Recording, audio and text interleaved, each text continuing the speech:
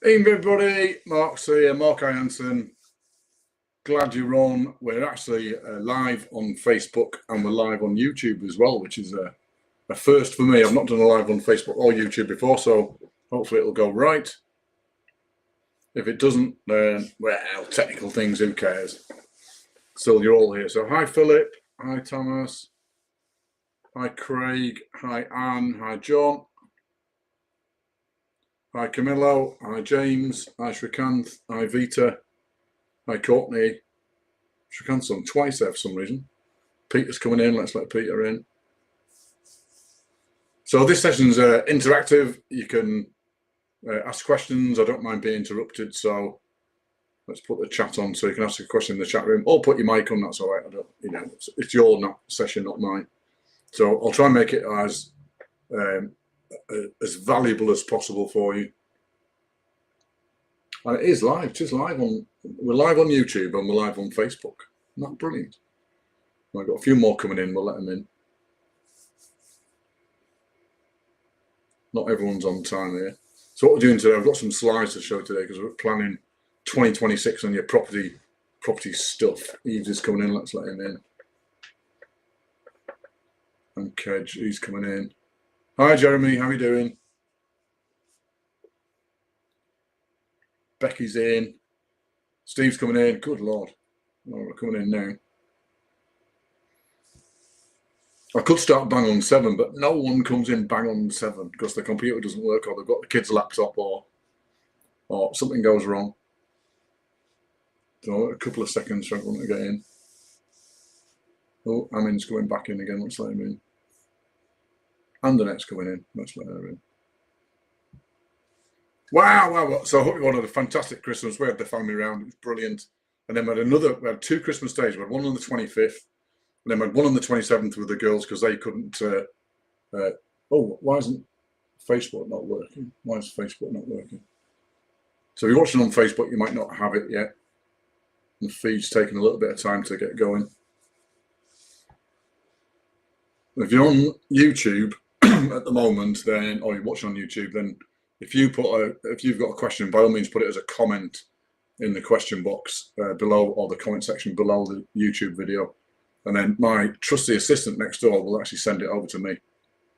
And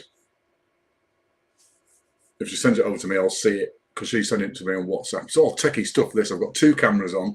I've got I've got that camera, which is our Zoom room, and I've got that camera, which is our YouTube and Facebook Live. So 2 cameras and 2 mics all got at the same blooming time. It's all techie stuff, this.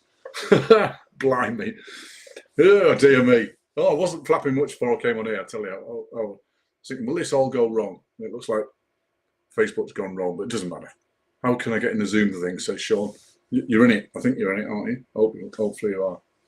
Right, so welcome everybody. If you've got some questions, by all means ask them. Switch your mic on, put them in the chat box, whatever you want. It's up to you. I don't mind being interrupted because this is about your property here, right? And I've done this for, 1996 I bought my first property. I'll just let these in. Karen's coming in, let's let her in. And I bought a flip. I bought a 4-bed detached house. I came out of the army. I'm an old soldier. Did 12 years in the army, saw a bit of action, got decorated, loved it. And I'll do it all again. It was fantastic. I had a fantastic time. And bought a 4-bed detached house because I had the deposit and I had the money at the time and a good credit rating. And I decided to refurb it. It was owned by Goths, so all the walls were painted blood red. It was a god-awful house, 1960s detached house it was. Very square, the 60s houses, light-coloured brick and stuff. Anyway, bought it, did all the work myself because I'm quite handy on the tools. I didn't do any plastering. Well, I did. I did 1 wall of plastering. I'll never plaster ever again in my life. It's a dark art, that is. It really is. So I won't do that again. And because I completely messed it up. But the rest of the house I got bang on right. But I bought it for 64 grand. And when I finished the refurb, spent about 12 on it. When I finished the refurb, it was still only worth 64 grand. So I cocked that one up completely. And I thought, I'm stuck with this house. And I couldn't really afford it at the time because it's 64 grand at the time in the mid-90s was quite expensive. And I thought, I don't know what to do with this house. How do I get out of it? And what I did was I was looking at some new build stuff with Barrett, and one of the sales ladies said there, "Why don't you swap it for ours?" And I thought, "You what? What do you mean swap it for ours?" And she said, "Well, we'll do Part X. It's called Oakleaf Properties, or it was at the time. We buy old stuff as long as you buy some of our stuff." And I went, "Right, okay." So there was a rule, you had to go up about 30% in price, and so I'd have to go up to 90. And they didn't have any houses at 90. So I thought I was stuck again. And she says, "Why don't you buy two?" And I went, "Who's got two houses? Well, what on earth would I do with two? Why would anybody want two houses?" That was my mindset at the time, at 28 years old. Why would I want two houses? No one's got two houses. My Uncle Derek confirmed it. He was working for a building company. He said, what on earth are you going to get two houses for? And I couldn't answer him. I didn't have a plan. I didn't have this master plan of taking over the world and getting properties and stuff. I just said, "I don't know, Uncle Derek. I haven't got a clue. It's just a deal on the table. I can get out of this one by having two of theirs." And I did it. I said yes and did it. And so I got a 2-bed terraced house and a 3-bed detached house on the same street, new build, of course. And I lived in the terrace. I lived in the detached, and I rented the terrace out to a young footballer at Darlington Football Club. And that's one of the light bulb moments, because that cash flowed. And it was only a couple £100, but it cash flowed. And so I could cover the mortgage. I didn't have to pay any bills, obviously, because it was a tenant that was paying the bills. But I'm in there. I'm doing it. I thought this actually works. If I can get a couple more of these, I could make some money here. And so what happened was I bought a HMO, and foolishly, if I'm honest, because the HMO that I bought was 6 bedroom. It was a big old townhouse, one of these off East Enders. It was 6 bedrooms, 3 floors, and I rented out room by room. It was a cracking old property, and I fell in love with Victorian properties because of this house. Not in a particularly good area, and I moved into the house and lived in it, and then every time I lost a tenant, I'd move into their room and start decorating and doing the room up and stuff. And I got around the whole house it took me about 18 months. Got around the whole house. The tenants actually helped me do a bathroom, because the bathroom they needed doing before I could put it on the market and stuff. But what I realised during that time was that I hated the tenants. If you want to invest in property, there's... So I didn't like the tenants because they were very low demographic, room by room things. I got a divorcee that was in there for about 6 weeks, and he nicked my curtains. Can you believe that? Then I got another tenant who was in the loft. He was in one of the loft rooms, and he'd been in there about 6 or 7 weeks. I think he'd been in there, and he did a runner. And then when he went upstairs to clean the room out and get it ready for the next tenant, there was these 2-litre Coke bottles full of pee, because he couldn't be bothered to walk down one flight of stairs. Now, you see all sorts of stuff that as a landlord you do. And so I decided I didn't want HMOs anymore, but that one gave me a bit of a bump, because I'd love to say it was skill, but it wasn't. It was just luck at the time. I caught a rising market, and I bought that one for 67.5, and 18 months later I sold it for 137.5. So that gave me a bit of a lump. I'd love to say it was skill. I mean, I did the house, but it was a rising market at the same time. I think the Midlands and the North East jumped in 95, 96 at the same time. So we'd had no capital growth for ages, and suddenly it jumped, and I caught a wave.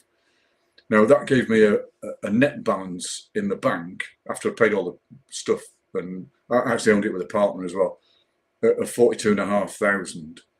And about 29, 30 years old I was at the time. That's a lot of dosh for a young guy, and I'd moved down to the Midlands by this point, and I checked. There was a Coventry, there's a cash machine in Coventry, the Halifax cash machine, right in the city centre, and it's still there. It's still there today. I checked that cash machine about 8 times in one day, because I couldn't believe I had 42.5 grand in the bank. It's a monstrous amount of money at the time. I kept going back to it, and there's an old lady behind me on about the 7th or 8th visit. Are you going to hurry up, love?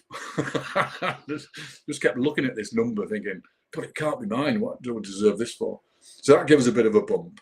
And not everyone's had that. Not everyone's got it. Some people are a bit skint and, paying month by month and stuff. And I totally get that. And I've been that too at certain points, because I started getting into property in Nuneaton, which is where I am now. I stayed in Nuneaton. The intent was to move as far south as possible. And then, of course, kids go to school and get friends and, and all that sort of stuff. And we got stuck in the Midlands.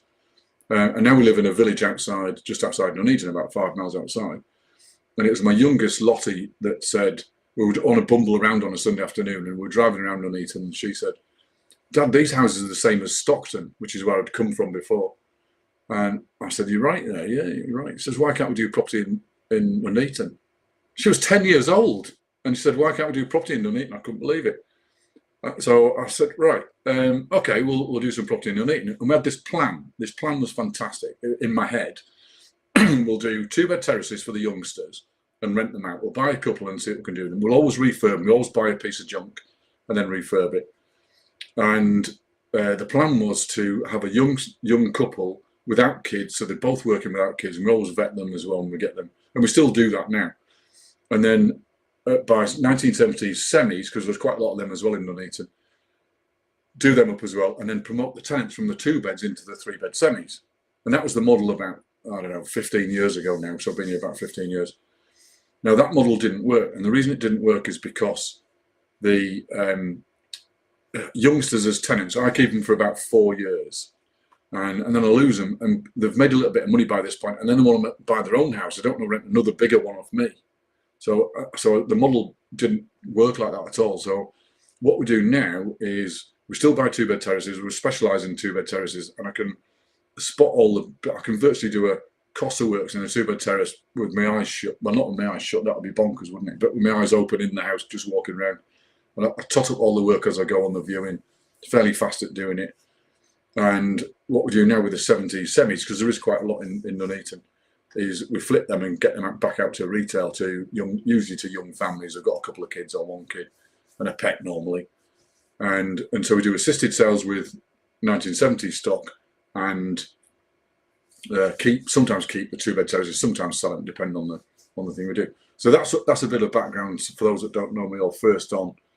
On this webinar, there's nothing to buy. It's not a selling webinar. It's a weird thing about webinars is that everyone wants to sell something, and I'm not. What I'm going to offer later on is a deal that doesn't cost anything, and it's just filling in a form, and I'll put the form in the chat box so you can fill it in if you want to. What it's for is to take on someone, not on a full scholarship, but because there will be a cost, but on a no-brainer scholarship, just one person. And of course, and it's not random, it's not put into a drawer, it's vetted, because you don't want to take on someone that you shouldn't have taken on if they're paid, so because as a coach, you look after your clients. We've got about 269 clients, I think, at the moment. They're all in a support group, they all know each other, they do deals together, and I call it my property family because they look after each other. They're not all millionaires, they're not all busting and taking over the world or anything, but they all help each other, and they do deals together. Some lend money to others, some borrow money off others and stuff to do deals. Some sell the deals. Andrew's quite good at selling deals. And the whole point was to have a support network of incredible property knowledge. There must be about 1,000 years of property knowledge in our group. And so you don't want to put in or take on someone that you know you shouldn't or you can't help. And I have done in the past. I've taken on a couple of people and I thought, you wish you never took them on. You wish you never took the client on. And I've had a couple of them I shouldn't have done, so now we vet a little bit better. So it's not random, it's not into a drawer. We'll give you a call and talk to you and stuff. And you want to take someone on that you can actually help, and they're on the journey, and you can make your money because we're all in it for the money, right? Right, let's get on to planning 2026. And I've shown my guys this already. So share screen, if I can find the share screen thing. Well, I actually don't know if Facebook's working yet. So Van, if you can hear me, can you tell me if Facebook's working yet? Right, I'll get the share screen if I can find it. Come on. Let's hide in my share screen thing. Right, so I'll give you a couple of pitfalls as well to stay away from, because I think it'll be useful for you. And I'll say, if I go too fast or you don't get it, or because I'm from the north and I speak too quick when I'm excited in front of people, so by all means slow me down or get me to go over it. So that's totally all right. So first of all, to make you the best ever, your best 2026 should be your year. It really should, because they've been telling me for around, 27 years I've been in property, about I think 18 years limited, because we weren't limited in 2007 or 2009. And I've never changed the name of anything. I've always done the same thing. I've done a mixture of deals, I normally do creative stuff if I can because I've got a bit of a creative eye. I do people's numbers for them so they can recognise what a deal is, sort people's deals out for them. So planning 2026 comes down to a few things. First of all, learn the sale. If you don't know the sales process and you're in business, you need to know the sales process. I've got a slide later to show you anyway. But the sales process is crucial because at some point you will want to sell a deal. Because if you're going out viewing properties, and I found this back in the Northeast, I'd be viewing properties and just doing a normal viewing. Oh, by the way, if you're on Facebook or you're watching on YouTube, I know there's no slides, so that's why I'm talking through the slides as well. The guys on Zoom, you've got the slides, you can see them, but obviously on Facebook and YouTube, you can't see them. So there's the sales process. It's a technical thing that people get so wrong. And I'll show you a slide in a second about what the sales process is for those that don't know, or if you've not been in business or you've not sold stuff yourself. Because if you do it the wrong way around, you come across as really hard. And you'll have seen them. I'm sure you've suffered them at the time. The amateur double glazing guys are quite hard because they're young kids and they haven't been taught it properly.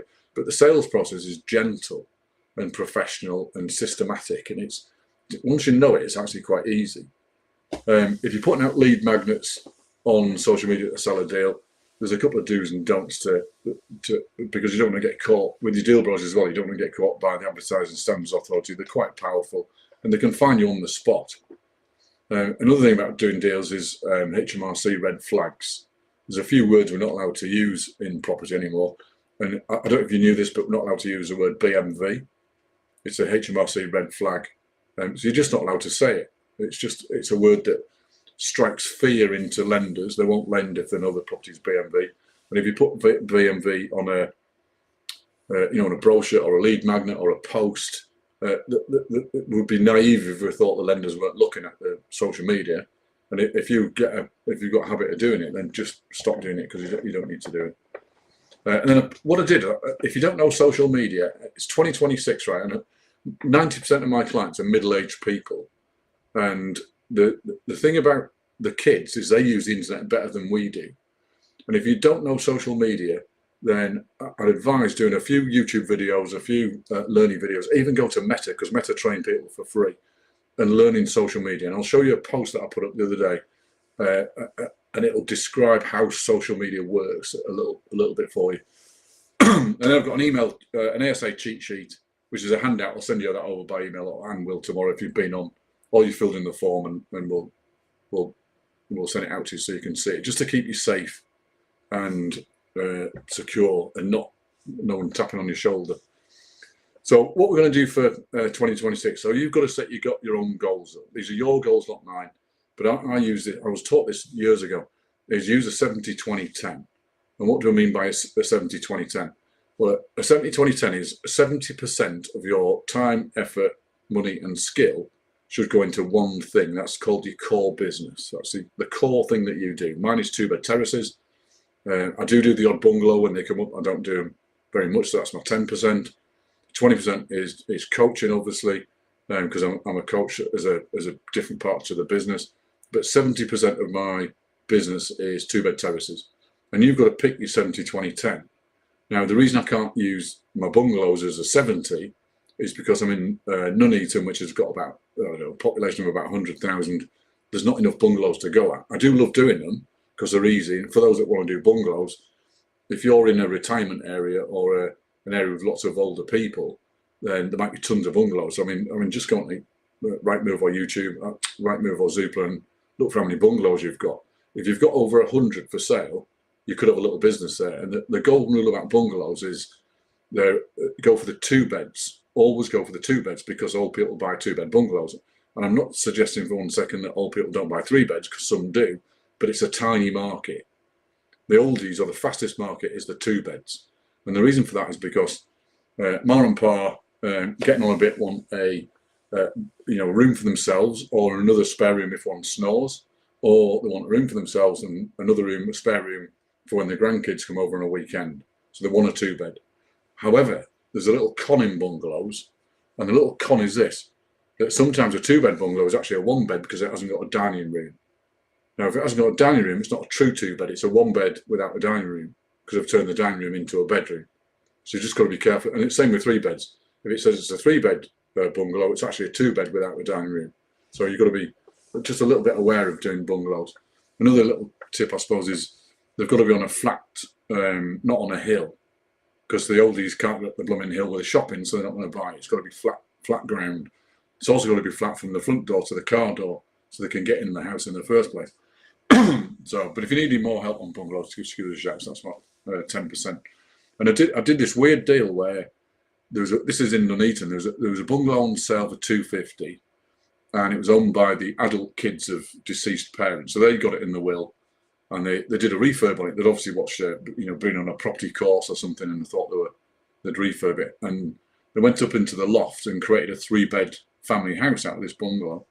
And they did a pretty good job. It was quite a nice thing. It wasn't horrible. But it'd been on the market a little while. And when I went to see it, the agent was with me when I went to see it. And I said, so how long have they had it? And the agent said they've had it on the market for about 4 months. They don't want to drop the price particularly, but they just can't sell it. They're not getting the viewings in it at all. And when we do bring someone to see it, they don't want it. I said, well, why don't they want it? So, well, if you bring a family to see the bungalow, because it's marketed as a family house, they don't want to live here because it's an old people's street. Every single house in the street is a bungalow. And so a family doesn't want to live here. And they spot it straight away because they've got little shopping cars, they've had all the UPVC done, it's a very quiet street. So the families don't want it. And when we bring old people to see it, they don't want stairs because they've gone into the loft and they don't want stairs. That's the whole reason they go coming to see a bungalow. So it's the struggle. We're struggling to sell it. So I said to this couple, well, I said to the agent, not the couple, so look, I'll tell you what, I can take it on if I get it at 215, I can take it on and improve it. And the agent said, how can you improve it? They've already done the refurb. What are you talking about? Well, you put it to them, and I'll give them 215 on contract. So I'm not buying the house. I'm just doing it on contract, and I'm going to do the work. And he said, all right then. So he took the offer to the couple. It was a brother and sister couple, and they accepted 215 on contract. So I'm not buying the house. I'm just agreeing 215 after I've improved it, and they didn't know what I was going to do with it to improve it. And I'm not kidding. All we did was we chopped out the stairs, we put a loft hatch in, and turned it back into a 2-bed and put it back on the market for 250. Because all the rest of the bungalows in the street were at 250, and they were 2-beds, and we sold it at 250. Which is, so sometimes you end up putting stuff right that people get wrong, and it's just the skill of spotting them on your area. So 70, 20, 10. So 70% of your time up money skill is your core business. 20% is something else that works in the area. So mine's, we've got the 2-bed terraces, we've got the 3-bed semis, 1970s semis, and we've got the odd bungalow. That's the 10%, the odd bungalow that comes up. And so 70, 20, 10 seems to work in every business, every single business. It's not a property specific thing. It's everything, every single business. The next thing I want to cover is when you choose your area to work in, and I work in Nuneaton, which is about 5 miles down the road from where I'm in a little village outside. You've got to do the deals that suit the area, that suit the patch. You can't do deals that don't exist. So I don't do HMOs because I've got a competitor in the town, and they're a decent business. They're all right. They do HMOs, and they provide a lot of the rooms for the HMO tenants. They do slightly bigger stuff than normal HMOs, so they do pub conversions and commercial building conversions, stuff like that. But they provide a lot of the single rooms in the town. So therefore, doing a house and competing against them would be a bit foolish because they're already doing it and they've been doing it quite a while. They do a pretty good job. Nothing to. You've got to applaud them really because they've spotted it and they do it. So when you choose your area or your patch, you've got to do deals. That comes on to my next point, the strategy. A lot of people, or a lot of education companies will say, do this strategy because it's fantastic. Do rent to rent, do HMOs, do lease options, do split title splits, do planning gain deals. And they all work. They're not even lying. I mean, they do work. Of course they do. The thing is, though, they might not work for you, and they might not work for your area. They might not work for your stock. So when we choose strategy, we choose getting deals and seeing what works in the area, not just any old strategy or pick a strategy and then do it, because that's all you can do if you just choose a strategy and think I'm going to do that. You can't do anything else. You walk past all the other deals. So plan your area properly. have a look at what you've got, and you can go onto Rightmove or Zoopla, it doesn't matter, and look at the amount of houses you've got in a certain particular type, and then work out the prices of that particular type of house using comps. If you don't know how to comp, give us a call, I'll try to do it. But we chose two-bed terraces because we've got lots of laddered streets, which is the old Coronation Street type streets. I know the prices of them all in the area. I know the price of every single house in the area based on three criteria is grot box, renter and palace. They're the three conditions of a property that we look for. So a grot box is a property that needs a full refurb, it needs fully doing. A renter has got everything in there, but it's a bit old fashioned, but you can still put a tenant in because everything works. And a palace is a property that's ready for retail sale. It's superb. So we've got three conditions of property. Our two-bed terraces in Nuneaton, excuse me, I can pick up for about 115. And that, when I say 115, I mean between 105 and 120. That'll get us that's a reasonable price to pay. And then I can sell out to an investor at 148, 149, or to retail at 165. And that's typical of a two-bed terrace, just in CV10, not in 11, but in CV10, which is one of our postcodes. So what you've got to do is learn the prices of the stock in the area that you work in, so you know how to spot a deal, because we're looking for the gap between the grot box and the palace every time. Because if you can figure out the gap between the grot box and the palace, you're into profit. And a lot of people, I suppose the public or the outside world might think we're flippers because we look like flippers. We do property up and then we sell it. We're not flippers because we don't buy the house in the first place, because buying the house and then flipping it is actually too slow. You can't make your money quick enough to get in and out. So it's far too slow to do that. So we're not really flippers. So set your goals up, and if anyone's guilty of chasing shiny pennies, you've got to stop what you're doing and look and listen. So to yourself, because chasing shiny pennies, I've seen lots of people go on lots and lots of property courses and learn all about stuff, and they know lots of stuff, but they don't put it into practice because they don't go far enough with it. They don't do the deep dive with it. And of course, the education companies want 20 grand out here before they'll tell you the whole lot. So there's three kind of ways to decide what you want to do. If you've got money in your asset building, but are you buying, and you're buying it so you can create wealth in the future, then buy-to-let works, HMOs work, buy-to-rent works, build-to-rent works, and developments work. They all work, and there's people doing them and making money in them. So if you're on the asset building stage, then those are the things to do. Buy-to-let still works just perfectly, as it always has, because people have been telling me for 27 years that property's crashed and nobody's doing it anymore and the taxes are too high and all this sort of rubbish. It'll still work. I'll still carry on doing exactly what I do. So that's if you're asset building, you've got money.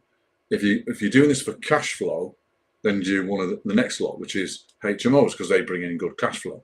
Deal packaging, because if you sell deals, you can charge £3 grand per deal, and that's for deals you don't even want.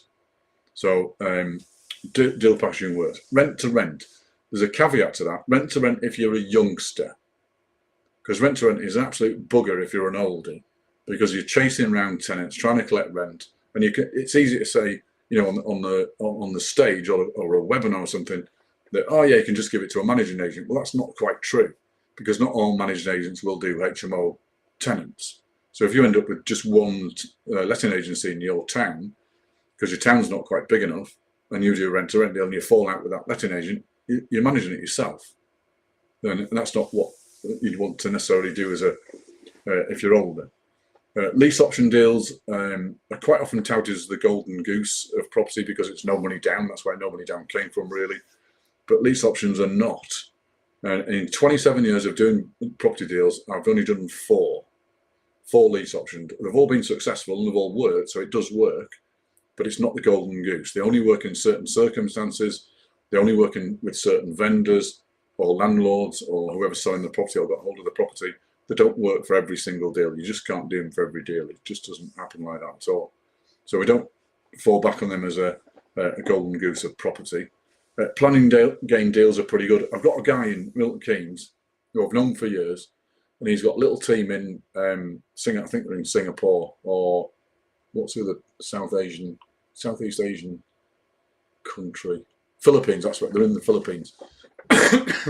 And his young kids he's got in the Philippines scour Google Maps and look for nice big corner plots of houses, and he scours them so he can offer a price on the house, normally market value. He doesn't want to spank anybody, offers a market value, and then goes and gets planning permission for a house round the corner in the garden of the first house. It's a lovely little strategy. It doesn't work for everybody, won't work for everybody, just works for him, and I know he does it. So next one, if you're cash flow, or if you want a cash flow, and the reason for the planning gain deal, he agrees the price on the house, then goes for the planning, which is about 1,200 quid, 1,500 quid, and then sells it out as a planning gain deal. Doesn't do the build, doesn't build any houses, doesn't develop or anything, just sells the land as a planning gain deal. So another one for cash flow is service accommodation, of course. I've got a chap who's not a client yet. We've pitched him a couple of times and he's not taken us up on it. But he's only got 3 properties and 2 of them are service accommodation, and he's run ragged looking after these things. So the things I don't tell you is that you'll get the hair dye people on a weekend, you'll get the party people on a weekend in your property. Very difficult to do in flats because the neighbours will moan at you for having different people in the house all the time.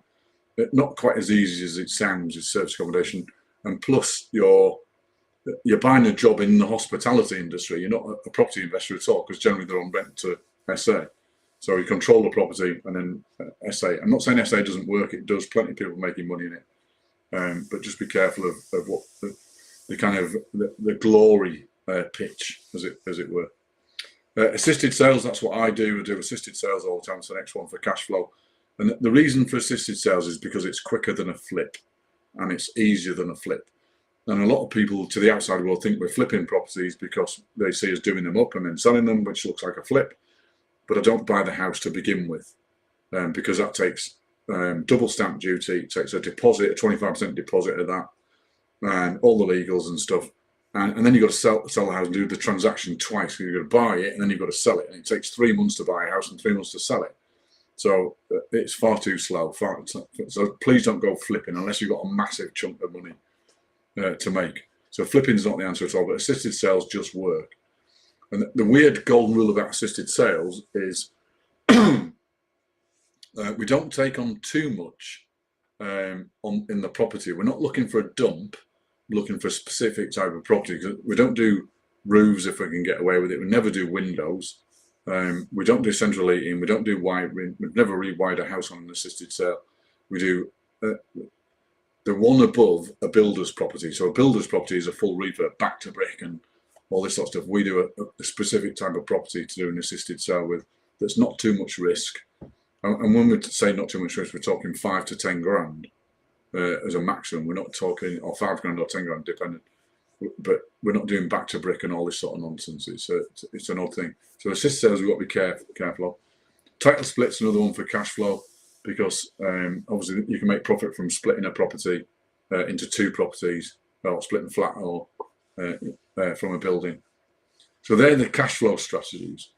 If you're trying to build a war chest, which you should be at the same time, then deal packaging as well, because it brings in money. If you can sell a deal that you don't even want, and I only found out about deal packaging in a pub called the Queen Vic on Yarm Road in Stockton. I used to go in on a Thursday night, and I used to play pool, going for last orders, so about 10 o'clock or 10:30, because I think closing was 11 o'clock. So I'd go in at last orders, have a couple of pints with some crusty old landlords in there. There was no courses at the time in the 90s. And I used to talk to them about property. And I'd tell them about the viewings I'd done and what I was trying to do and the refurbs I was on and stuff. And one of the crusty old landlords said, "What's that deal you've got there?" And it was a little 2-bed terrace. Me and my brother had just offered on it, and we offered 22 grand on this property with no central heating. A little terrace house in a grotty part of town. And he said, "Sir, you've offered 20, have they accepted 22? I said, they haven't accepted 22, it'll probably go 23. We'll probably nail it at 23. He said, "I'll have that." I said, "Would you?" Because I was in the middle of a refurb at the time in my 6-bed. And I said, so he said, "Yeah, I'll give you 500 quid for that, because you found it and you've negotiated the deal, so I'll give you 500 quid. That's a package deal." And that was the first time. There was no paperwork, there was no marketing or anything like that. It was just a guy in a pub playing pool. They were teaching me a little bit about property because they were old landlords and stuff. And he bought it off me for 500 quid. That's my first ever deal package, I think, in 1996. And that's a deal I didn't even want, because I couldn't buy it, because we couldn't stretch to 23 at the time, which doesn't seem like a lot of money now, but at the time it was. couldn't stretch to 23, and we ended up selling the deal. So if your deal package that is war chest money, you can put it in your war chest, and you should have. I mean, don't have more than 80 grand in any one bank account, but you should have 50k in a bank account ready to get you out of trouble if you need it. Because and the oldies know, have been through a bit of a trauma in life, will know that 50k can get you out of a bit of trouble and give you breathing space without too much trauma. But if you don't have it, 10 quid's a lot of money. So you've got to build a war chest at the same time. Rent to rent can go on your war chest. Short lease properties are war chest properties. The things we do on the background. A lot of people don't think short lease properties work, but they do, because generally the public doesn't have a clue how to renew a lease, and especially if the freehold is absent. It's a brilliant thing if the freehold's absent. It's actually an easier process, to be fair, but the public never seem to know how to do it. The agents just say it's a cash buyer only. So if you see a property with cash buyer only, it's normally a short lease. They're so easy to do, it's ridiculous. And we can get them through and do the deals, whereas the public couldn't. And the sales fall over all the time because they've got a short lease. Adverse possession is another one for the war chest. That's for later on, because it takes you 12 years to get them. So I wouldn't do them, as a straight away thing. I've got an adverse possession piece of land that I'm working on. I've had it for 8.5 years now. So we're nearly at the 12-year point. At 12 years, it's mine. I've been looking after it. You've got to fence it off and gate it and stuff, and look after the land and prove you can look after the land. And it works. Adverse possession works. I look it up myself. I think it's called the Adverse Possession Act 2002. It's on a government website. You can see it. You can read it up for yourself. But it does work, and it's worked for me. I've had the piece of land for 8.5 years. I've got another 3.5 left. Quite often, the adverse possession is most commonly used on gardens on off-ramps to motorways, or gardens on railway sidings, that type of thing. The railway companies are always putting people in court trying to get the gardens back. That's because it's called garden creep. They kind of move the fence a little bit and nick the garden, which is, fair enough. Because I would too if I could. So the thing is, about choosing your thing to do. So let's say you've chosen an area to work, and it's your city. You want to work your city or your town. I chose the meeting because I moved down here, and it was slightly cheaper than Coventry. So because I was living in a little town called Meriden, which is just outside Coventry, and moving out to Nuneaton was a little bit cheaper, so we could get a better house. At the time, this was years ago, and when we started doing deals, we had to look at what we could possibly do. So as I said, we couldn't do HMOs really. We don't have enough of them to do it. We couldn't make bungalows a model because there's not enough of them. And so, but there is millions of two-bed terraces. So we tried it with two-bed terraces. Now you can't change a two-bed terrace into an HMO. So we're not going to do HMOs. So it's just young tenants. Keep them for a few years. Just let someone in the room there. Keep them for a few years, and then they promote themselves and go buy their own house. So you think, well, what can I do in property? Well, to do buy-to-let, you need a decent credit score, be able to get mortgages, and there's nothing wrong with that. That's an investor job. So it's slow but steady, but it does work, and it's worked for me over the years. It's given us a great lifestyle. It does work. Buy-to-let, I think, will always work, no matter what any government does. Now, if you're into looking after tenants and being a good landlord and stuff, then HMOs might work for you. But it's not a golden goose. It's an odd thing. They can be managed remotely if you know what you're doing and you've got a big enough city or big enough town. But it's not for the first timers at all. And the reason is because I've got a client right now who has got HMO, and he got an improvement notice from the council. He's got 3 HMOs actually, but he got an improvement notice from the council. He had 2 tenants in there. Mental health is a weird thing, and I'm not a doctor, so I can't say what they were, but they were suffering from some sort of mental health. There's two of the tenants out of the 5, and because he didn't repair it quite fast enough, it was a heating issue. This one, he's now got a £30,000 fine from the council, and because the council can walk into an HMO when you're not there, they can speak to the tenants. So if there's a single little problem, you're slapped with an improvement notice. So if you've not done a property deal before and you've not got tenants and you've not learned how to be a landlord, don't go straight into HMOs, because I won't want anyone to become unstuck. Because I don't want to say his name. Let's call him John, because his name's not John. It's different. I don't want to embarrass him, but he's a lovely guy. Just was too late on doing the stuff, and he should have done it quicker than he did it. So, and there's lots and lots of no win, no fee lawyers out there that will take you to court as a landlord. And of course, when you get to the judge, you're supposed to be the professional and the tenant is the amateur, the tenant is the consumer. So they'll go against you all the time. The judges hate landlords. Build to rent, I'm not going to go too deep into that one because that's again, it's another one. If you want to be a developer and stuff and you want to build stuff and you've got to get funds, you've got to be pitching funds, your money's out for a couple of years if you build to rent. So that's a long-term one. Deal packaging.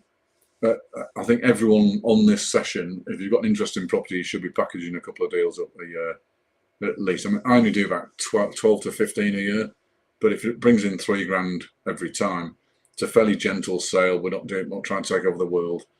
I've got bags of dentists as clients that buy them. They come back every sort of 18 months and they'll buy another one off me. So they're fantastic to do. So everyone should package a deal at least a couple of times in the year because it is relatively easy and there's no risk financially.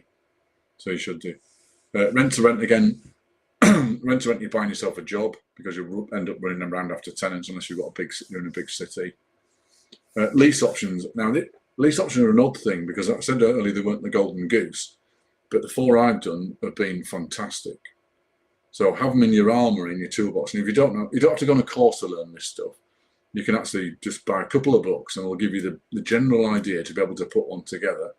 And then you use a lawyer to put a contract together, pay them, of course, and then you've got yourself a lease option deal. And they do suit. In fact, I'll give you an example of one. We've got a guy, David, his name is, had a property in the northeast, and it was 78. He had it up at 78 grand. It was on the market at 78. He'd got rid of the tenant, and he'd started the refurb on the property, but he couldn't finish it because he came down. Well, his wife came down with cancer, then he got cancer. She came through it all right, and he was still suffering. And he said, I just went out of the property market. I don't want to do it anymore. I said, so what's the property worth? And he said, well, it's worth 78. And I said, what do you owe on it? He said, 78. So he can't really sell it because if he puts it up for 78, and I did the comps, I was online doing the comps, and if it went on at 78, which it was, he'd get offered 72. So therefore he'd end up with £6,000 in debt, and plus the agent fees. So he'd end up with 10 grand in debt if he actually sold it. So I said to him, look, I can't buy it, David, because I'd give you a lower offer than 78, and that'll end it, and he'll end up in debt if on my offer. But I can make it easy for you. And the way I made it easy, the actual mortgage was 230, I think, at the time. And I said, what I can do is I can babysit the mortgage for you for 7 years, and that allows the property to grow in value. So I've got this 7-year term, and I'll pay the mortgage for it, 230 a month. I said, what's the rent on the property? He said, 450, 500. So we're cash flowing all right. We've got a property for 7 years. He gets his 78, or well, the bank does because there's no equity in it. He gets his 78. We get cash flow along the way. Anything that grows above 78 is ours as well. So we'll make a little bit of profit, but the profit's done in the future, not in the discount on the property now. So it gets David out of the property, out of the financial responsibility of the property, and I make profit later on. And those deals, I'm buying a couple of lease option books. There's loads of lease option books on Amazon. You only have to read a couple and think, right, I actually get this now. It's a lovely little trick way of doing a deal that you maybe couldn't otherwise. Right, to do planning deals, you've got to be a bit geeky, to be fair. Planning deals, they take systems, they're a bit geeky, and you've got to know your stuff, and then do a little bit of learning on that one. SA people, if you're a service accommodation, if you're a systems person, then by all means go into SA and SA a property. I've got it's actually a friend, not a client, but she's over in just east of Cambridge, and she bought a house, split up, divorce case, bought a house that she couldn't quite afford. And I said to her, well, instead of putting a lodger in, because you can only make £7,500 on a lodger, is Airbnb one of the rooms, and now she's a super host on Airbnb in one room. She's got a cracking guy that stays with her. I'd never see him. Well, I've never met the guy. I'd never see him. He's in his room, comes down from the north, comes down to stay with her in Cambridge, drives to London, does his work in London, and then drives home. He's only there Sunday night to Thursday night, and he's away home, and he pays the mortgage on and bills because she's bringing in decent money with it. So it does actually work. Assisted sales we've already talked about. Title splits and short leases we've talked about. Adverse possession is a bit weird. The last one is commercial conversion. Now, I wouldn't do this. A lot of the webinars you see tout this as an easy strategy. It is not at all. And I've seen countless people go bust over the years trying to do commercial conversion too early. I've got a client doing one now. She's bought a Lloyd's bank, and she's splitting into 6 flats.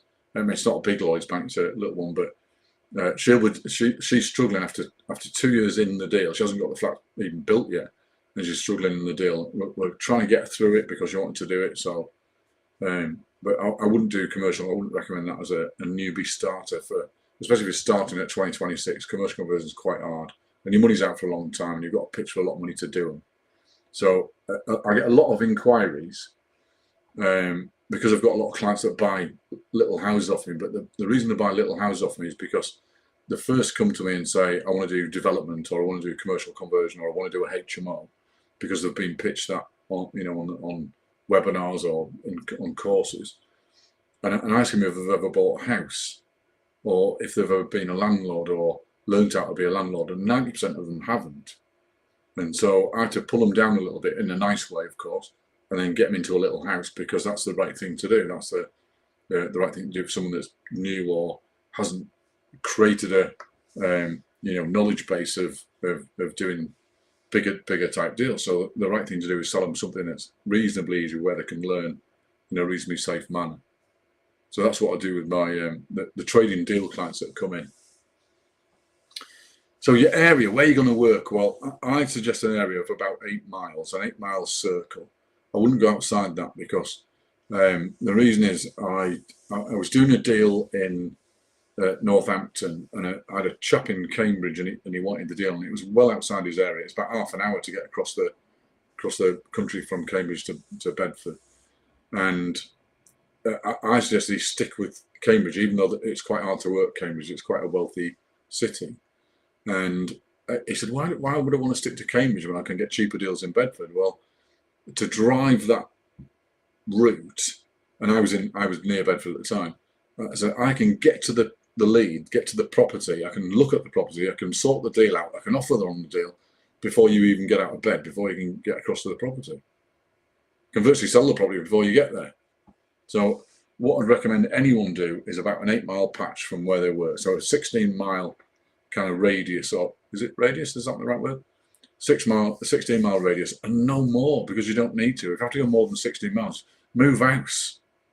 Get somewhere where it is. Move out. I did. I moved from the northeast to the Midlands. So move out if you have to, because 99% of my clients are in the central belt of England. So up the M1, M6 corridor, that kind of belt.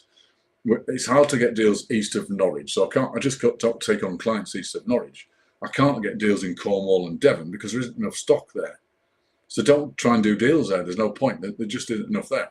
So the central belt, if you're in or South Wales has got cheap property along that southern corridor, perfect to go and do property deals.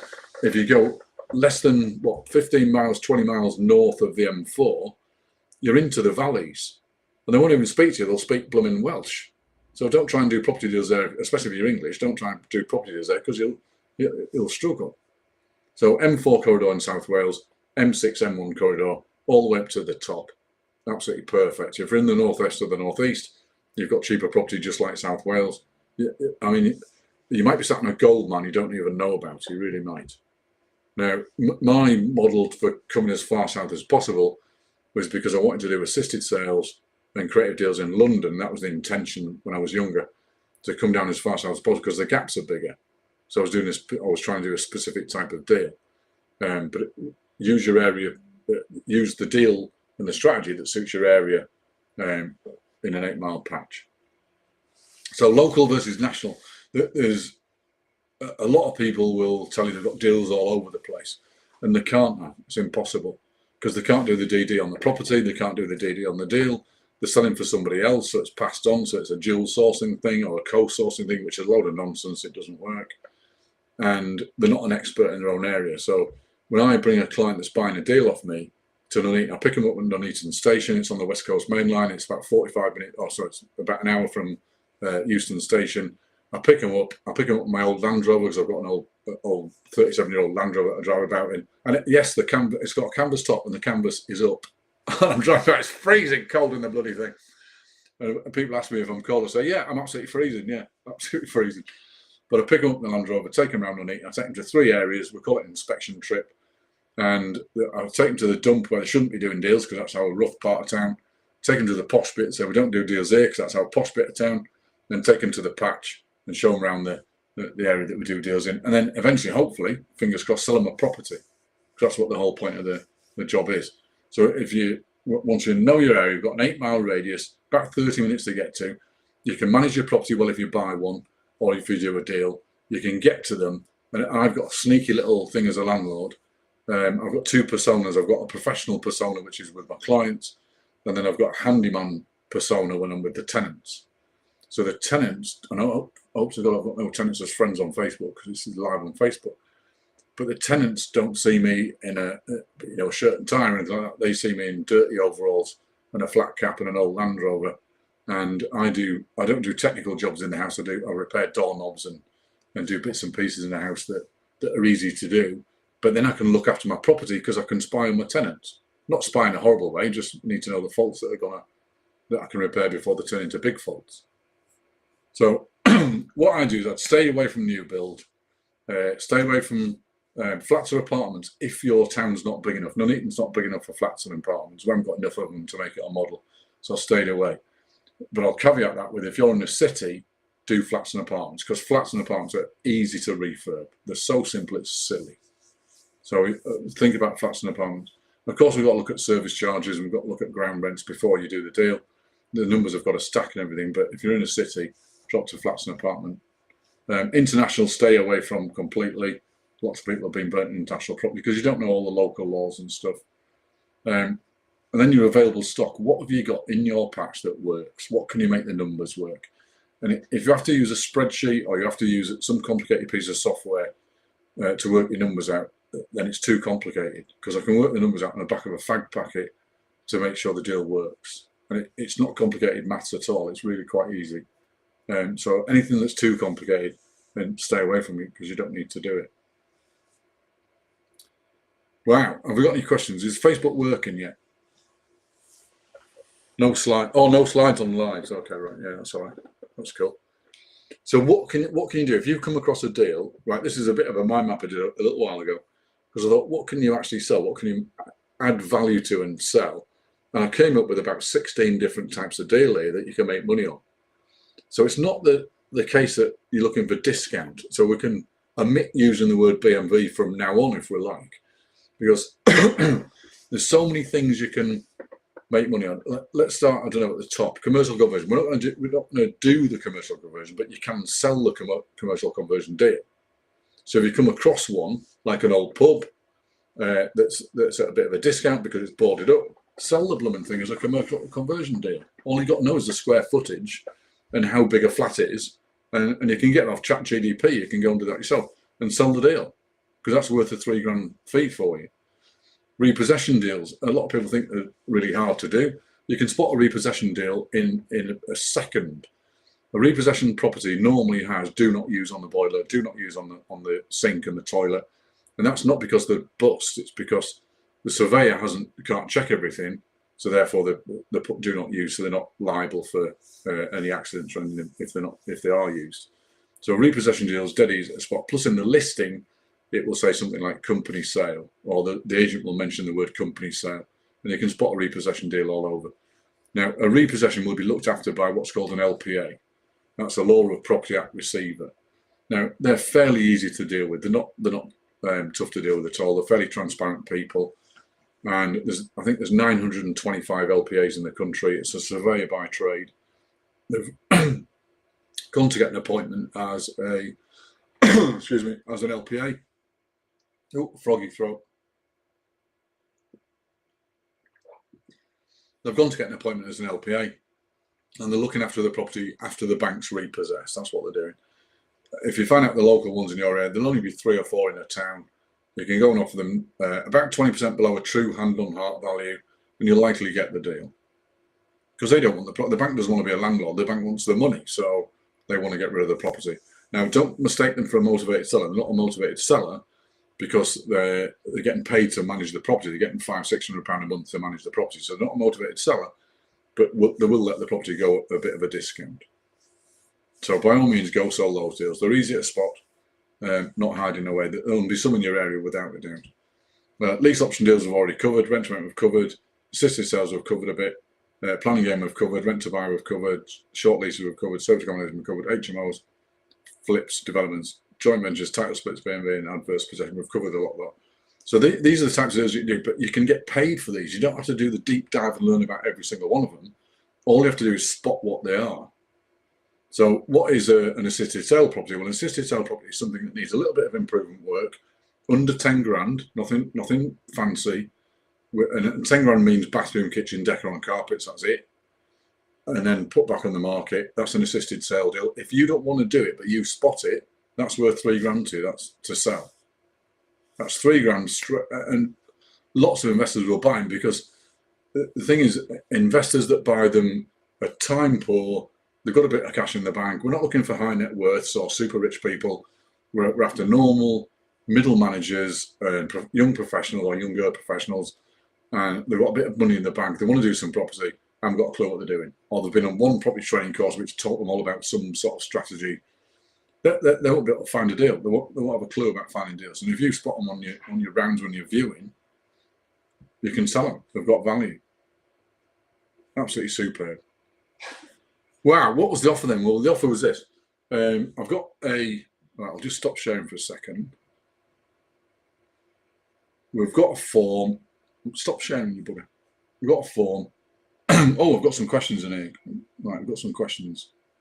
Right, I'll cover the questions. Lara says, what if your area is too expensive? I promise you it isn't. Your area is not too expensive. Someone told me the other day, they said, I was having a conversation, they said, well, I'm in London. I said, oh, great. I said, oh, yeah, but I can't afford a property in London. Okay, I don't care. Trade it out. Agree a strike price, what we call a strike price, which is a number they'll get when you've done the deal, and sell it out to somebody else. You don't need to buy it at all. Or if you're doing an assisted sale, you don't need to buy it, because you'd have to come up with, I don't know, 25% deposit. If it's your second house, 25% deposit, then the refurb money, and then all the legals. Oh my, you don't want to be doing that at all. Don't be doing it. I mean, a 2-bed terrace house in Kilburn High Street in North London is £500,000. I haven't got 125 grand in the bank to go and buy it. So don't buy them. You don't need to. Trade them.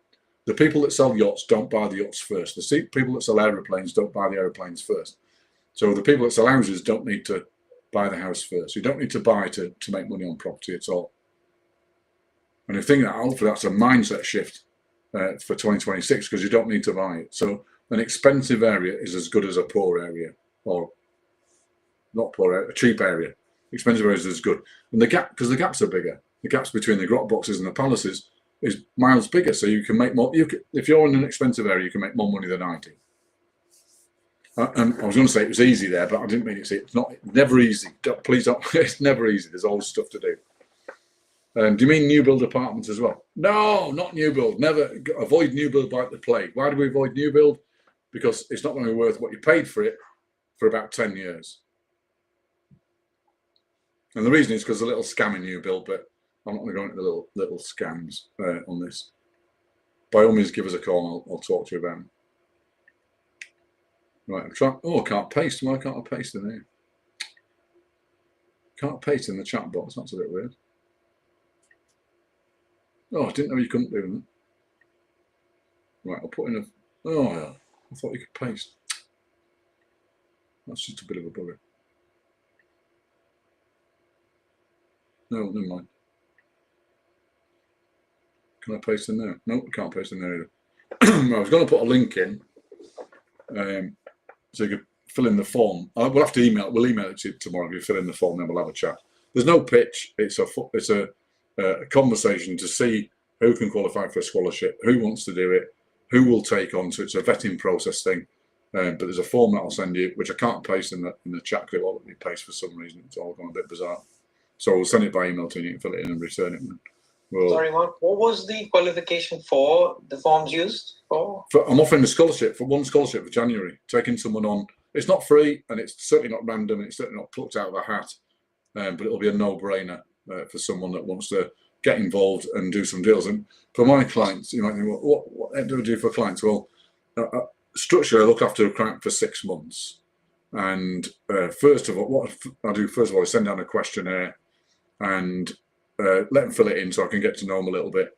And then when they get it back, we set up a Zoom and I go and examine the patch for them and find them deals. And I'll find a new client about 40 odd properties. And now they're not deals at this point, they're leads. So I find them 40 odd properties. They go and see a few, let's say half a dozen. It doesn't matter how many really, but let's say half a dozen. And then we have another Zoom a couple of weeks later or a week later, and I'll start turning them into deals for them. So the thing is, the golden rule is about 6 really, because it takes me about 6 viewings to drop a deal. Now the weird thing is, it's quite often a deal that you don't want to do because it's not your strategy or it's not your thing that you're interested in. So we have to go and sell the deal then, so you might want to sell it. So I go and handhold them through the sales process and give them access to people to sell to. And in fact, Oyen Can's just asked, how do you find investors? Investors are everywhere, absolutely everywhere. And a lot of people think they're looking for high net worth or rich people, and we're not at all. People who buy property are regular, normal people just like me and you. There's no difference to them. They're not super rich and they don't look any different to me or you. They're just regular people, and they're in jobs where they've been able to accumulate a little bit of money. 20 or 30 grand will do to invest actually buy a deal off you. And the weird thing is, everyone thinks, well, I want these super rich investors. The super rich investors we avoid because they've already got a team in place. So you're not only competing against all the competitors out there, you're competing against their team as well. So why would they do that? Because they've already done it. So we avoid rich people like the plague. We're looking for middle managers, people that have been around long enough to make some money, younger professionals, mid-30s to mid-40 professionals, and they've got some money in the bank, and they've got time to go out and find their own deals, and they haven't got a clue what they're doing because they've done one property course or they've read one book or they've done a couple of webinars. They're perfect clients. Or you see them as well sat in property networking meetings. Why does someone go to a property networking meeting? Because I want to learn from the speaker who's going to try and sell them something. So they're not experienced people. I don't go to property networking meetings anymore because it's just a pitch. Why would I want to pay 20 quid for a pitch? But if you sat in the audience grabbing all the cards, you've got instant clients. Now, they won't all be instant clients, and some of them will be, not in a position to invest, but there will be clients in there without a doubt. And that's where I got most of mine. So, just answer Eve's question as well. How do you find investors? So what I do, so when the client's in and we've got a deal and he doesn't want to do it, it's their choice then to say, look, Mark, I want to do the deal. I want to do this refurb or this flip or this assisted sale, whatever it is. And I handhold them through the deal, making sure they're not spending too much money, doing the cost of works for them, doing the schedule of works for them, because I genuinely don't want them to spend too much money, because I want them to make profit. And then they might come back to me and say, well, I don't want to do this deal, I want to get rid of it.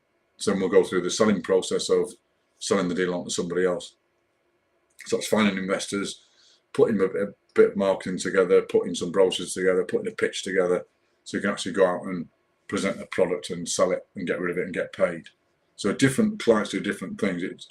The strategy to me doesn't make any difference. It's you getting paid and making money. That's the whole point.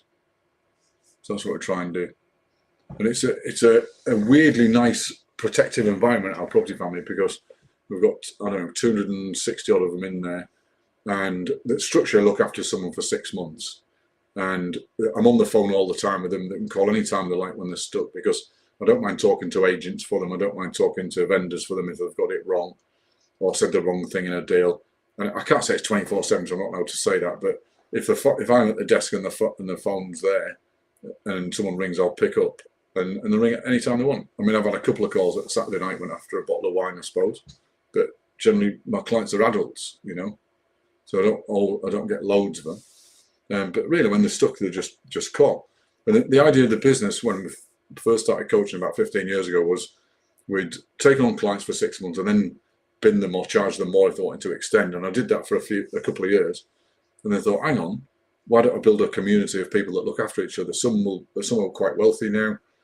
They did the work. I can't credit myself for doing it for them because they did the work. and they lend money to the ones that aren't so wealthy. So they do deals together, JVs and stuff. There was a 10 grand loan went out the other week. That was paid back pretty quickly and done. There was a 250 grand investment done just before Christmas, or well, 2 months before Christmas. That's the deal's happening now. It's doing, and the two people trust each other because they've been in the property, well, in my group for, I don't know, 6 years. So I thought, instead of charging someone after the 6 months, why don't you just keep them? And so I do. I've just kept them. I've had some clients 8 or 9 years now, and I just keep them there because they're part of the family. So in the support group, there is I don't know.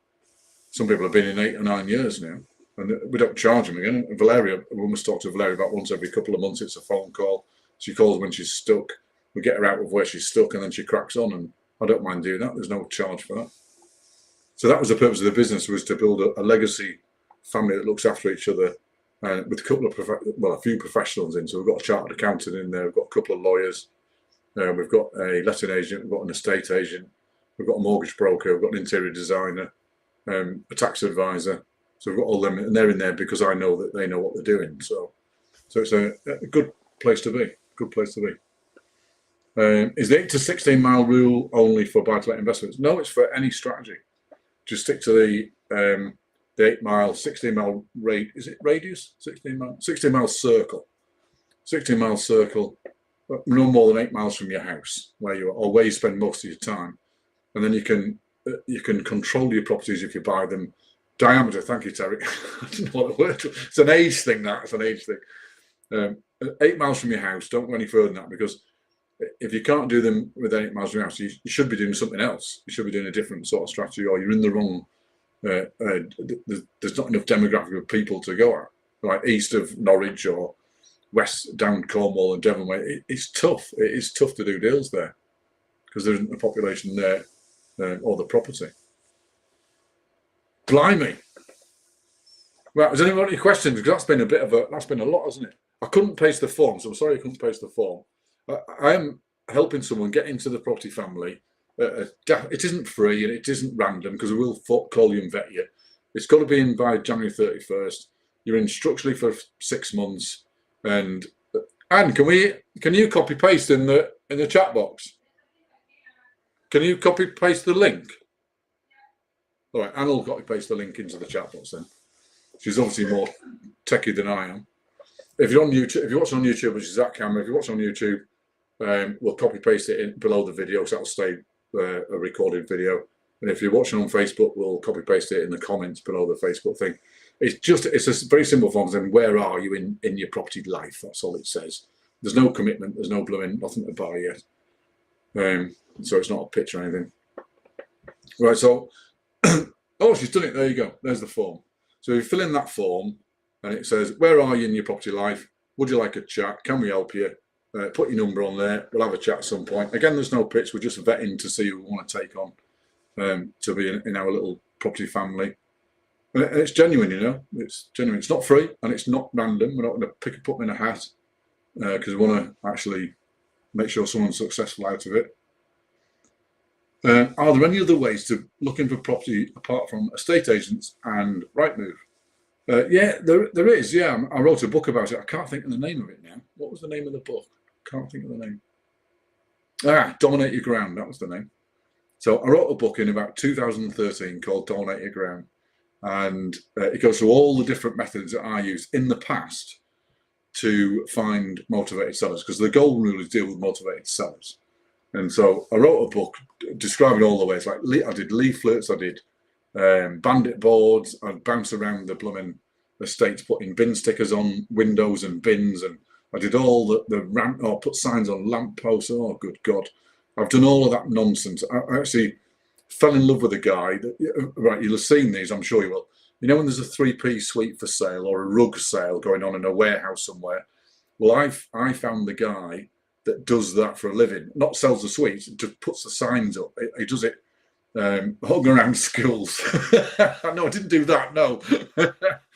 But I found this guy that does those signs, and he's got these lads out there in these little tipper transit van things, and he carries literally millions of these signs that selling rugs and selling 3-piece suites in a pop-up warehouse usually. Anyway, they get fined by the council. I mean, I've been fined by the council for doing it as well, because I've fallen foul of the council. But he showed me how to do it, and he puts them up on a Friday night, takes them back down on a Monday morning. Why is that? Because the council officers don't work on a Friday to Sunday, obviously they're Monday to Friday. And when he showed me how to do it, and he even come up with green signs and said that his company had gone really, really great for the environment because his signs were fluorescent green. Just a lot of nonsense. Anyway, I wrote a book about it. We got bestseller in 2014, I think.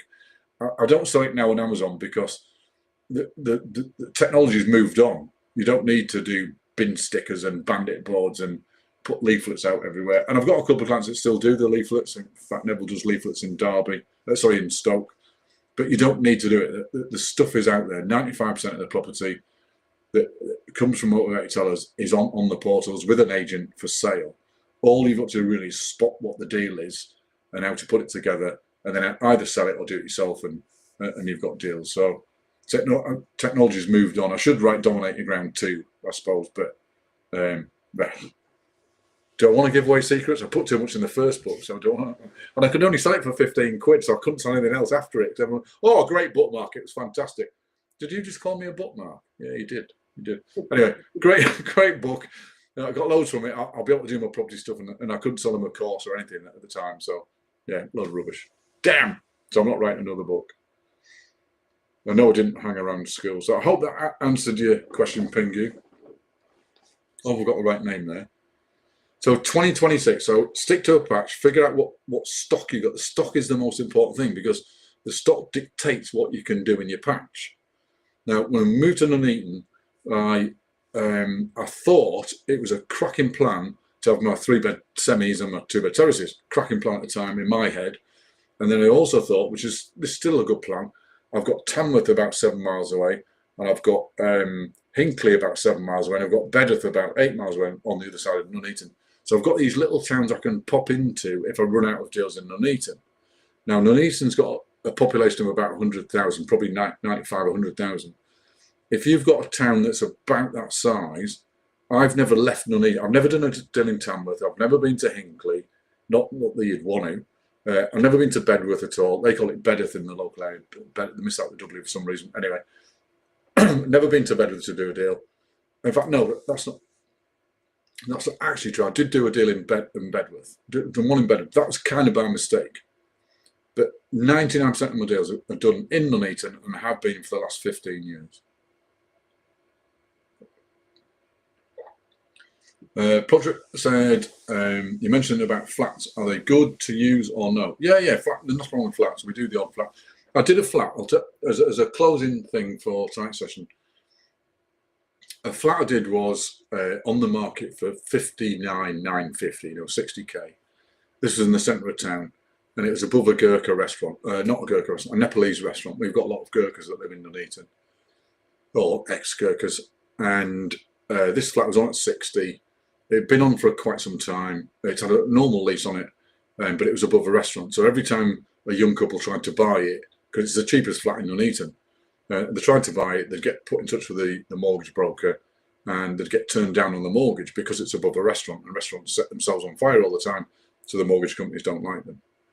And so I was on a viewing, and it's an ugly flat. I mean, it was nasty. You know, when you go to commercial properties and all the bins are at the back, and it was like that. It was like walking up to the flat, you think, crikey, I'm in some sort of war zone or something. It was horrible.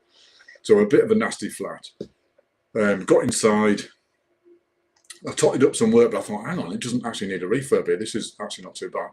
But the entrance was horrible.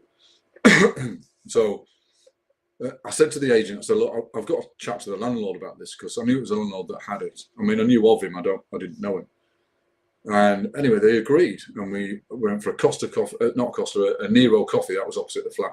Went for a Nero coffee. The agent came with us at the time, and I said to the landlord, "So look, I can't give you 60 for it, but I can probably do a deal at 48." And he said, "No, 42 that one was. So I can probably do a deal at 42. I can get you 42. I can't get you 60." And he just slid the keys across the table and said, "Do what you have to do." I thought, "Oh, right then." So we're doing this on a bit of a handshake, this one. And look at it as a little diddly one-bed flat. We got in there, we did change the carpets. The carpet guys came in and changed the carpets. They all look pretty and stuff. We didn't have to paint it. We didn't have to change the bathroom or the kitchen. We did change the toilet, because the toilet, it was 100 quid for the toilet, and we changed that because that looked a bit grotty, but the rest of it was all right. We got the industrial cleaners in, gave it a scrub and a clean, new carpets all round, degreased all the walls and stuff, because there was obviously smokers in there and it all gone a bit yellow. So we degreased it all, made it look nice and bright. And then the thing we actually spent the money on really was the entrance, the walk up to the entrance, because it's behind commercial. So we got the wicker fences, which is not wicker, they're kind of bamboo fences, these little cheapy fence panels. And we put all of them up. So when the viewers walked to the flat, then they had a pleasant experience, rather than seeing all these nasty, the biffa bins and all this sort. None of them were visible. It still wasn't the best, but it was all right. It looked quite attractive. And then we put fairy lights all the way down the path on the way to the front door. And the fairy lights were just solar ones that just, came on at night time and stuff. Now, we got it for 42. We put 3.5 grand into it on a handshake and then sold it out for 60. And that took us a week to do. And I didn't do the work. I'm not the carpet fitter. I'd put the fences up and still put the fairy lights up, but that's all we did. So some deals, they already exist in your area right now. You're just not spotting them. You're not seeing them because you're not viewing properties, or you're not viewing enough properties. And I can't say everyone's a deal, because they're not, but they're there right now. They're sat there right now waiting for you to go and get them. And that deal, that flat, made us about 16 grand net for a week's work. And I didn't even do the work. The boys did the work. The carpet guys did the work, and the cleaners. So I didn't even do the work. So the deals are out there on the ground right now, waiting for you to go and get them. All you've got to do is go see it. That's all you've got to do. Wow, flipping heck. They're all there. So if you'd like some help on your property journey, fill in the form. The form's on there. We'll give you a call sometime during the week. As I say, one person will get it. It's not free, but it'll be a bit of a no-brainer for January. And I need to vet them, because I want to take someone on that can help, and they're actually successful about it. So that's why it's vetted, not random.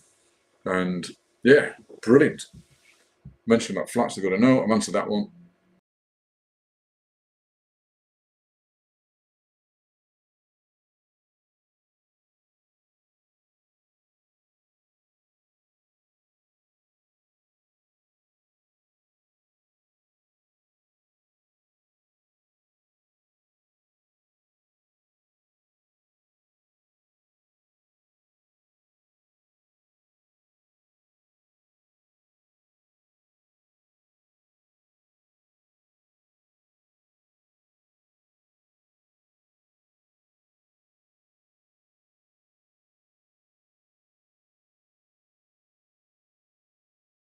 Property, make a load of money, because you've got a duty to make money legally for your kids, because we do it for the kids, right? We want to pass it on for the kids.